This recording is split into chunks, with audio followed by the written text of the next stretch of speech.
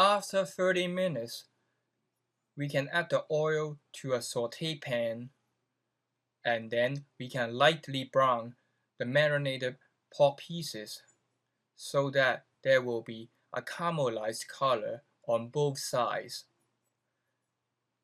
Be careful to wash the pork pieces, other else the sugar content in the marinade will make them easily burned. Then we will add the onion, the can of coconut juice, and the rest of the marinade.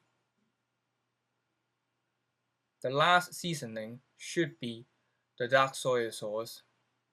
We will also add the boiled eggs and let everything simmer for around 20 minutes. And here is your Vietnamese style braised pork with ducks.